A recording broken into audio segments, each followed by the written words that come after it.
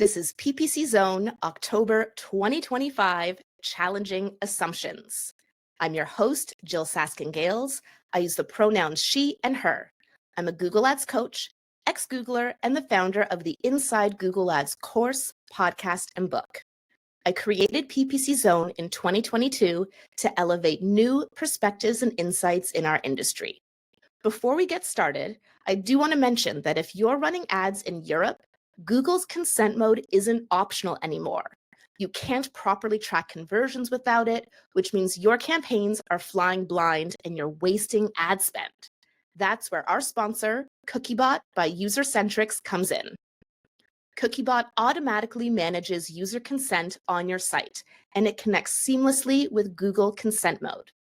With Cookiebot, your Google Ads campaigns keep their conversion tracking and analytics optimization even when users opt out of cookies. This means more accurate reporting, smarter bidding, and better ROI. I use Cookiebot on my own website. It is quick and easy to set up. If I can do it, you can do it. And it lets me turn compliance into my competitive edge. You can sign up for a free trial of Cookiebot by Usercentrics, all while supporting ppc.zone by going to consent.ppc.zone.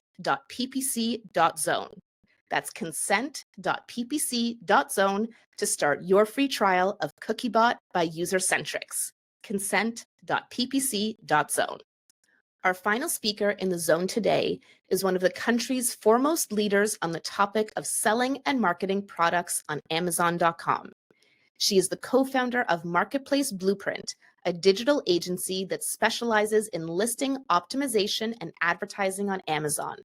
She's going to reassure us that you're not crazy, Amazon is. Unexpected factors that will impact advertising for Amazon. Please welcome Robyn Johnson. Hello, I am so excited to share.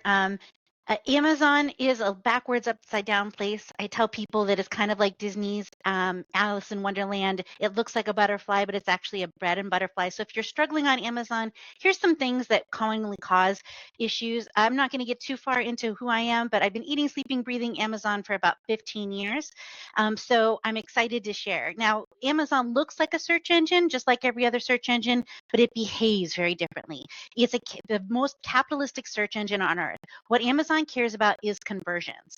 And so that means that ads impact organic.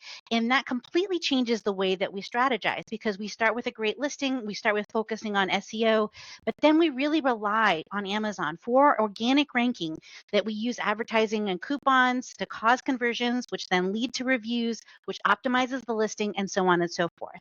So when we're looking at Amazon, we want to remember that Amazon on advertising is like fighting with a toddler. Pick your battles, but win at all costs. So what doesn't work on Amazon is trying to just get incremental sales or spreading a small budget across a lot of products and a lot of keywords. You want to focus in on what advertising targets are actually going to cause you to get organic rank for keywords that are not overly broad, but that will convert really, really well for your product. Now, the other thing to consider is that some ad types on Amazon, sponsored products and sponsored display, will only run when you have the buy box. So if you run out of stock, that's not a big deal. The ads will stop running. Sponsored brands will run even when you don't have inventory on hand or a reseller is selling.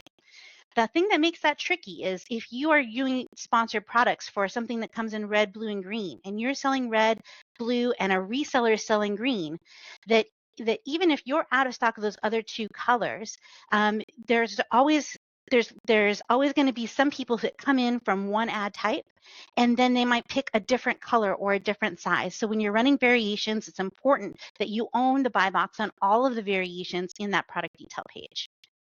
Inventory also is impacted by ad performance. So for sponsored products, Amazon will start showing that inventory for ads when the inventory is not even at Amazon's warehouse, but on the way. And Amazon customers, as one of them, I will tell you, we are spoiled brats. We expect everything now. And so when your delivery time says a week out, it might as well not be even available.